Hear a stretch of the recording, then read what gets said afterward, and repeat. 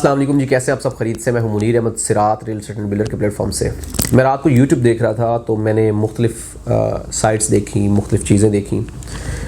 मेरे जहन में सिर्फ एक ही बात जो है वो क्लिक हो रही थी, वो ये थी कि हर बंदा इस वक्त एक ही टॉपिक के ऊपर डिस्कस कर रहा है और हर बंदा जिसकी भी बहरिया टाउन कराची में होल्डिंग है या प्रॉपर्टी है वो एक ही चीज़ सुनना चाह रहा है। बोलने वाला ये बोल रहा है मार्केट क्रैश हो गई, मार्केट बर्बाद हो गई, मार्केट में बेहतरी नहीं है, और देखने वाला ये सुनना चाह रहा है कि मार्केट में बेहतरी कैसे आए। तो आज हम एक छोटी सी कोशिश कर रहे हैं आपको रियलिटी से आगाह करने की कि रियलिटी क्या है, सिचुएशन क्या है, कब तक उम्मीद कर सकते हैं कि मार्केट में बेहतरी आएगी और कौन सी ऐसे इम्पैक्ट्स हैं जो इस मार्केट के ऊपर होने वाले हैं या होने जा रहे हैं और इसमें बेहतरी कब तक वाक़या होगी। मेरी इसी चैनल के ऊपर एक पिछली वीडियो अपलोड हुई थी जिसमें मैंने बताया है कि BTK2 के इम्पैक्ट्स क्या होंगे और BTK2 के इम्पैक्ट्स कब तक रहेंगे और कैसे उनसे चीज़ों में, प्रॉपर्टीज़ में क्या क्या तब्दीलियाँ रूनुमा होंगी। अगर आपने वो वीडियो नहीं देखी तो आप ज़रूर देखिएगा, आपको आइडिया हो जाएगा कि मार्केट में जो इम्पैक्ट्स हैं वो किस तरह से होंगे। अभी हम आते हैं कि मार्केट्स में जो इम्पैक्ट्स होने जा रहे हैं, जो चीज़ें होंगी या मार्केट में बेहतरी की उम्मीद, इसके बारे में हम डिस्कस करेंगे। हर बंदा जानता है, चाहे वो मार्केट में बायर है या सेलर है, किसी की होल्डिंग है या नहीं है, लेकिन अगर वो प्रॉपर्टी के साथ किसी भी तरीके से कनेक्टेड है या उसका प्रॉपर्टी के साथ लेना देना है, तो उस बंदे को पता है कि दिसंबर 2021 से मार्केट में मुसलसल कमी आई और पिछले एक साल से मार्केट आप कह सकते हैं कि डाउनफॉल में रही।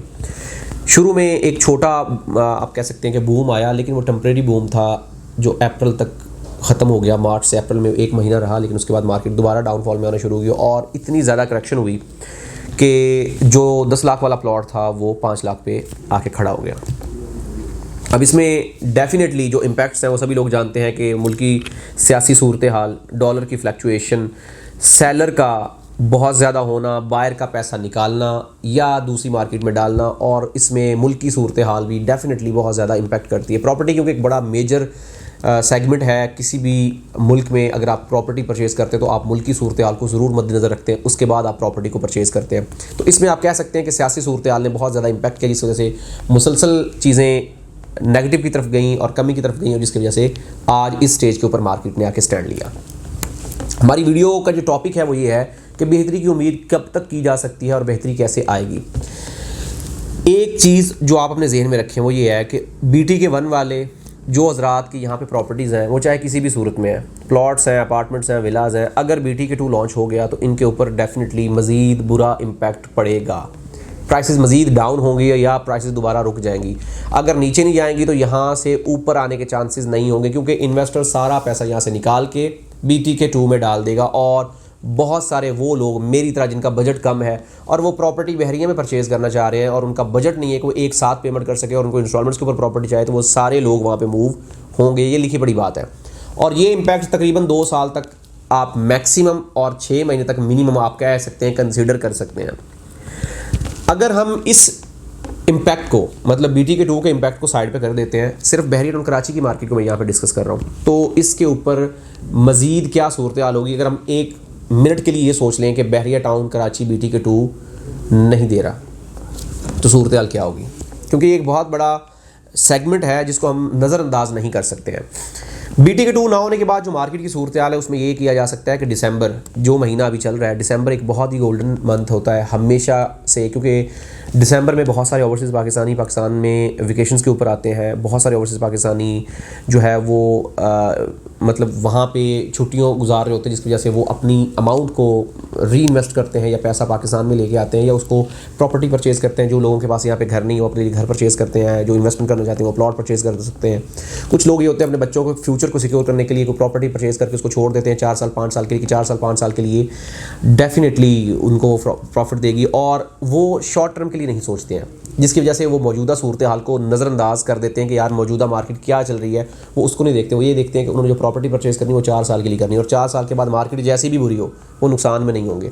ये तो एक कॉमन सेंस की बात है कि 4 साल के लिए 5 साल के लिए जब आपने कोई प्रॉपर्टी लेनी है तो उसका मतलब जो शॉर्ट टर्म वाली इन्वेस्टमेंट है उसकी तरह उसके ऊपर इम्पैक्ट नहीं होता कि आज मार्केट नीचे कल मार्केट ऊपर, तो ये वाला कॉन्सेप्ट नहीं होता और वो उनको फ़ायदा ही होता है।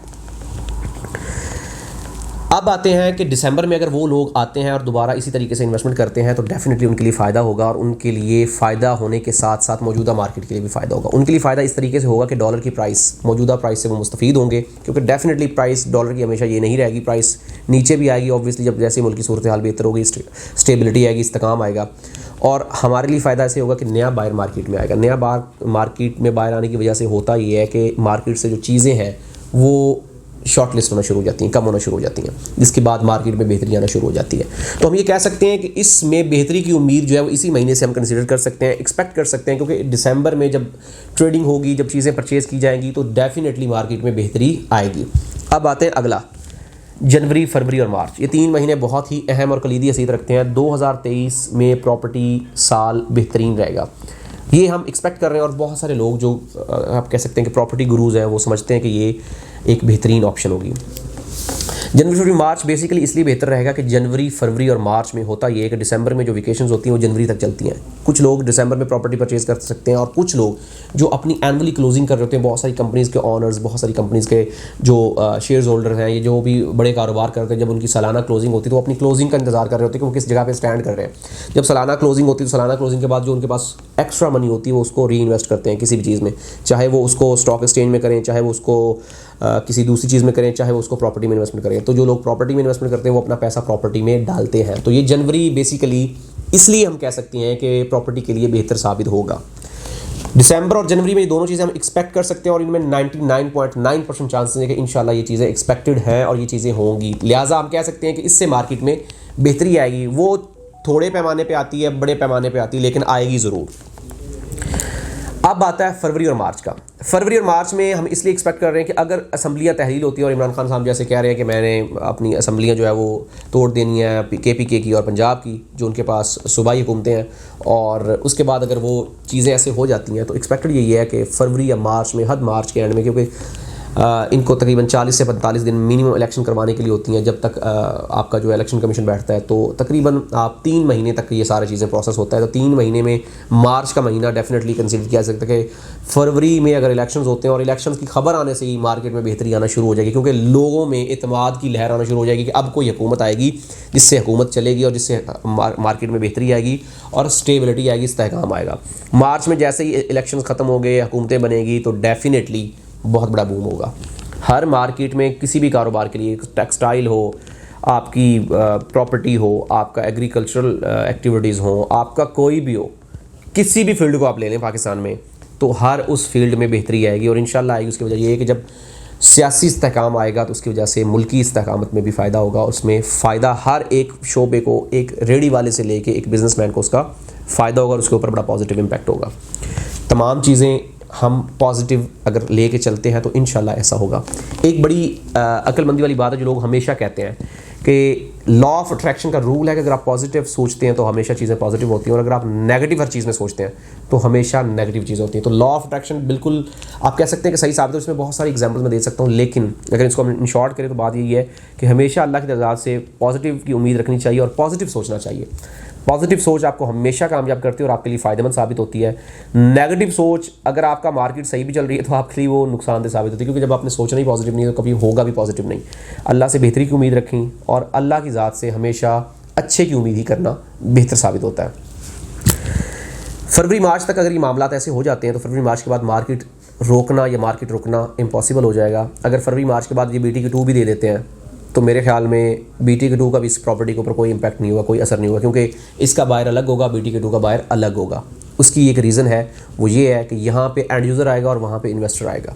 जिस बंदे के पास पैसा है और वो चाहता है कि वो फ़ौरन घर वाली प्रॉपर्टी को परचेज़ करे, तो इस प्रॉपर्टी को ज़रूर परचेज़ करेगा। लिहाजा अगर बहरिया ने यह फ़ैसला कर दिया कि बहरिया इसको नवंबर दिसंबर की बजाय मार्च अप्रैल में जाके लॉन्च करता है, तो डेफिनेटली दोनों प्रॉपर्टीज़ के लिए, BT1 और BT2 दोनों के लिए फ़ायदेमंद साबित होगा। तो ये एक छोटी सी हमारी एक मेहनत थी, कोशिश थी। मैंने चीज़ों को काफ़ी शॉर्ट लिस्ट करके और बुलेट्स लाइन की सूरत में ये वीडियो बनाई, ताकि आपको एक सरसरी आइडिया हो जाए, सरसरी आपकी चीज़ें आप तक पहुंच जाए। हमारा यूट्यूब चैनल ज़रूर सब्सक्राइब करें ताकि ये वीडियोज़ आप तक पहुँचें और आपके लिए फ़ायदेमंद साबित हों। हमारा चैनल ज़रूर सब्सक्राइब करें। हमारे साथ कॉन्टैक्ट के सूरत में हमारे दिए गए नंबर्स पर रब्ता करें। अगर आपको किसी किस्म की भी रहनुमाई या किसी किस्म की भी आपको गाइडलाइन रिक्वायर्ड तो हमारे साथ ज़रूर रब्ता कर सकते हैं। हम आपको इंशाल्लाह अपने इल्म के मुताबिक बेहतर से बेहतर तरीके से गाइड करेंगे। मिलते हैं एक नई वीडियो के साथ। अल्लाह हाफ़िज़।